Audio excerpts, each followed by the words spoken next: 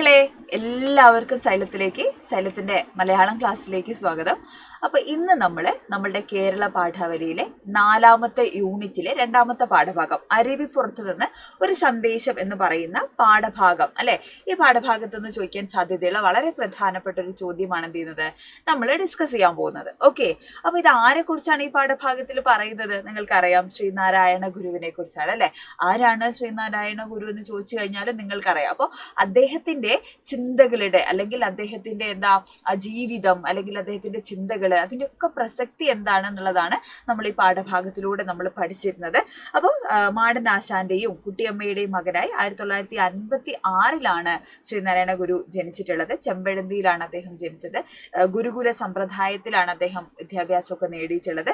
സമൂഹത്തിലെ തൊട്ടുകൂടായ്മ, തീണ്ടിക്കൂടായ്മ തുടങ്ങി ജാതീയമായിട്ടുള്ള ഒരുപാട് അസമത്വങ്ങൾക്കെതിരെ വളരെ ശക്തമായ രീതിയിൽ പോരാടിയിട്ടുള്ള ഒരു നവോത്ഥാന നായകനോ ഒക്കെ നമുക്ക് വിളിക്കാൻ പറ്റുന്ന ഒരാളാണ് ആര്? ശ്രീനാരായണ ഗുരു.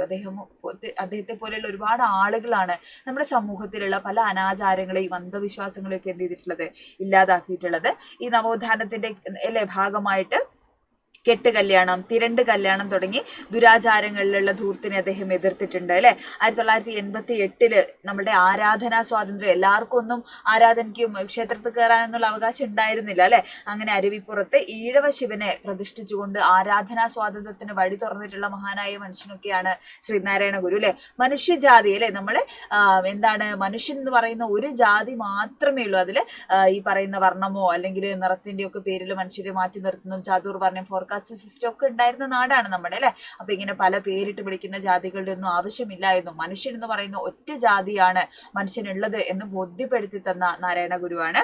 അന്ധവിശ്വാസങ്ങളുടെയും മൂഢ ആചാരങ്ങളുടെയും ലോകത്ത് നിന്ന് മനുഷ്യനെ ബോധമുള്ളവരാക്കി തീർക്കാൻ ഒരു പരിധി വരെ അല്ലെ ആളുകളെ ബോധമുള്ള മനുഷ്യരാക്കി തീർക്കാൻ ശ്രമിച്ചിട്ടുള്ള ഒരു പ്രധാനിയാണ് അദ്ദേഹം അല്ലെ.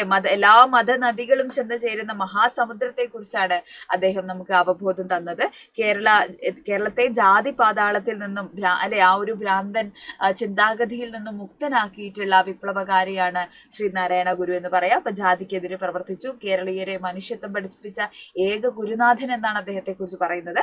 അറിവും പ്രയോഗവും സമന്വയിപ്പിച്ചുകൊണ്ടുള്ള പ്രായോഗിക വേദാന്തത്തിനാണ് അദ്ദേഹം പ്രാധാന്യം കൽപ്പിച്ചിട്ടുള്ളത്. അദ്ദേഹം സന്യാസിയെ പോലെ അല്ലെ, ഒക്കെ സന്യാസി വര്യനാണെങ്കിലും അത് അങ്ങനെയുള്ള കെട്ടുമട്ടിലൊക്കെ ആണെങ്കിലും അദ്ദേഹം നമ്മൾ സാധാരണ കാണുന്ന പോലെയുള്ള ഒരു സന്യാസ ജീവിതം അല്ലെ, ഏതെങ്കിലും മലയുടെയോ ഗുഹയുടെയോ ഉള്ളിൽ പോയിരുന്ന് തപസ് ചെയ്യുന്ന രീതിയിലുള്ള ഒരു സന്യാസമല്ല നമ്മുടെ ശ്രീനാരായണ ഗുരു സ്വീകരിച്ചിരുന്നത്.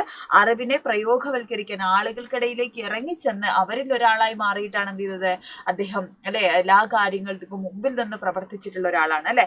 അപ്പൊ ഈ നാരായണ ഗുരു ഒരുപാട് സന്ദേശങ്ങൾ, അദ്ദേഹത്തിന്റെ ഒരുപാട് ചിന്തകൾ എന്ത് ചെയ്തിട്ടുണ്ട് നമ്മുടെ സമൂഹത്തിന് അല്ലെ നൽകിയിട്ടുണ്ട്.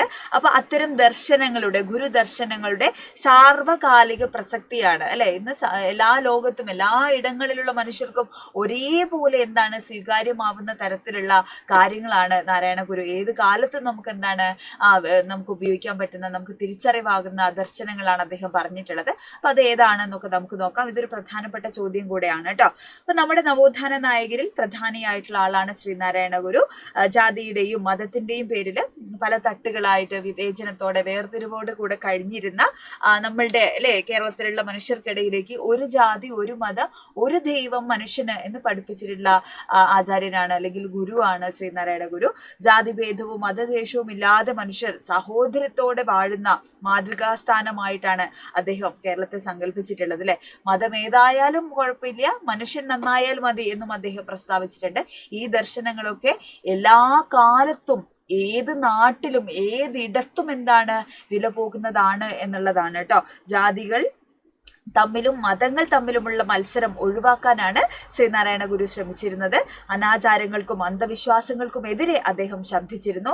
യുഗങ്ങളായി അകറ്റി നിർത്തപ്പെട്ട മനുഷ്യരെ ശ്രീനാരായണ ഗുരു ചേർത്ത് നിർത്തി അല്ലെ. ഇത്തരം മനുഷ്യരും മനുഷ്യരാണ് എന്ന് സമൂഹത്തെ പഠിപ്പിച്ചിട്ടുള്ള വലിയ മനുഷ്യനായിരുന്നു ആര്? നാരായണ ഗുരു അല്ലെ. അവരും ദൈവത്തിന്റെ മക്കളാണ് എന്ന് അദ്ദേഹം തറപ്പിച്ച് പറഞ്ഞു. ഏവരും അല്ലെ സമന്മാരാണ് എന്ന് പറയുന്ന സന്ദേശം, ഇവിടെ ആരും വലുതും ചെറുതും എന്നല്ല, എല്ലാവരും ഈക്വലാണ് എന്ന് പറയുന്ന ഒരു സമഭാവനയുടെ ദർശനം എന്ത് ചെയ്തു നമ്മുടെ സമൂഹം സമൂഹത്തിനെ പറഞ്ഞു പഠിപ്പിച്ചതാണ് അദ്ദേഹം അല്ലെ. അതേപോലെ അദ്ദേഹത്തിന്റെ ആത്മോപദേശകത്തിൽ ഗുരു പറയുന്ന ആശയം ഇന്നും ഏറെ പ്രസക്തമായിട്ടുള്ളതാണ്. സ്വന്തം സുഖത്തിനായി നമ്മൾ ചെയ്യുന്ന കാര്യങ്ങൾ അല്ലെ മറ്റുള്ളവർക്കും എന്ത് ചെയ്യണം, സുഖത്തിനായി പ്രയോജനപ്പെടണം എന്നുള്ളതാണ്. സ്വന്തം സുഖം മാത്രമല്ല മറ്റുള്ളവരുടെ സുഖം നോക്കി കൂടിയാണ് എന്ത് ചെയ്യേണ്ടത്, നമ്മൾ ജീവിക്കേണ്ടതെന്ന് പറയാണ് അല്ലെ. സാമൂഹ്യ ജീവി എന്ന നിലയിൽ നാം ഓരോരുത്തരും അല്ലെ എന്താ പറയാ, ഓരോ കാര്യത്തിനും നമ്മൾ അവരനെ കൂടി മറ്റൊരാളെ കൂടി പരിഗണിക്കേണ്ടി വരുന്നില്ല. അപ്പൊ അങ്ങനെയൊക്കെ നമ്മുടെ ലോകം മാറിയിരുന്നെങ്കിൽ ഇത്ര ഭംഗിയിലുള്ള ഒരു ലോകമായത് മാറിയേനെ എന്നുള്ളതാണ് അല്ലെ. ലാരു നാരായണ ഗുരുവിനെ പോലെ ചിന്തിച്ചിരുന്നെങ്കിൽ, അദ്ദേഹത്തിന്റെ ദർശനങ്ങളൊക്കെ ഉൾക്കൊണ്ടിരുന്നെങ്കിൽ അല്ലെ എത്ര ഭംഗിയുള്ളൊരു ലോകമായത് മാറുമായിരുന്നു അല്ലെ. അപ്പൊ പ്രസംഗം, പ്രഭാഷണം, സംഭാഷണം, എഴുത്ത് എന്നിവയിലൂടെ ശ്രീനാരായണ ഗുരു അവതരിപ്പിച്ച ദർശനങ്ങൾ സാർവകാലിക പ്രസക്തിയുള്ളതാണ്. എല്ലാ കാലത്തും എല്ലാ ഇടങ്ങളിലും എന്താണ് പ്രസക്തമായിട്ടുള്ളതാണ്. ഒരു ഉറുമ്പിന് പോലും പീഡയുണ്ടാക്കാത്ത ജീവിതമാണ് അദ്ദേഹം നയിച്ചിരുന്നത്. അതും അദ്ദേഹം എന്ത് ചെയ്യുന്നു, സമൂഹത്തോട് തന്റെ ജനങ്ങളോട് പറയുന്നുണ്ട് അല്ലെ. എല്ലാ കാലത്തും എല്ലാ ദേശത്തും ഗുരു ദർശനങ്ങൾക്ക് പ്രസക്തിയുണ്ട്. മനുഷ്യൻ ഒന്നാണ് എന്ന സന്ദേശത്തിന്റെ വെളിച്ചമാണ് എന്ത് ചെയ്യുന്നത്, അദ്ദേഹത്തിന്റെ ചിന്തകളിലൂടെ ദർശനങ്ങളിലൂടെ നമ്മളിലേക്ക് വരുന്നത് എന്നുള്ളതാണ്. അപ്പൊ ഇതൊരു വളരെ പ്രധാനപ്പെട്ട ചോദ്യമാണ് അല്ലെ. നാരായണ ഗുരുവിന്റെ സന്ദേശങ്ങളുടെ സമകാലിക പ്രസക്തി ചിലപ്പോൾ നമ്മളോട് ചോദിക്കാം. ശ്രീനാരായണ ഗുരുവിനെ കുറിച്ചായിരിക്കാം ചിലപ്പോൾ ചോദിക്കുന്നത്. അപ്പോൾ വളരെ പ്രധാനപ്പെട്ട ഒരു ചോദ്യമാണ്, അത് പഠിച്ചു വെക്കുക. ഇതേപോലെ എന്താണ് ഒരുപാട് ചോദ്യങ്ങൾ അല്ലെ നമുക്ക് വരാൻ സാധ്യതയുണ്ട് ഈ പാഠഭാഗത്ത് നിന്ന്. പാഠഭാഗവും കൃത്യമായിട്ട് പഠിക്കുക. അപ്പൊ എന്താണ്, അടിപൊളിയായിട്ടിരിക്കുക, ഉഷാറായിട്ടിരിക്കുക. എന്തെങ്കിലുമൊക്കെ ഡൗട്ട് ഉണ്ടെങ്കിൽ മക്കള് കമന്റ് ബോക്സിൽ കേട്ടോ കമന്റ് ചെയ്യുക കേട്ടോ. അപ്പൊ ഏതെങ്കിലുമൊക്കെ വീഡിയോസിന് വേണമെങ്കിൽ ടീച്ചർ അതനുസരിച്ച് ചെയ്തു തരുന്നതായിരിക്കും. അതുപോലെ മാക്സിമം ഫ്രണ്ട്സിന് എന്ത് ചെയ്യുക, മക്കളെ വീഡിയോയുടെ ലിങ്ക് ഷെയർ ചെയ്ത് കൊടുക്കുക. അപ്പൊ എന്താണ്, ഓൾ ദി ബെസ്റ്റ്, ഉഷാറായിട്ട് പഠിക്കുക കേട്ടോ. ബൈ.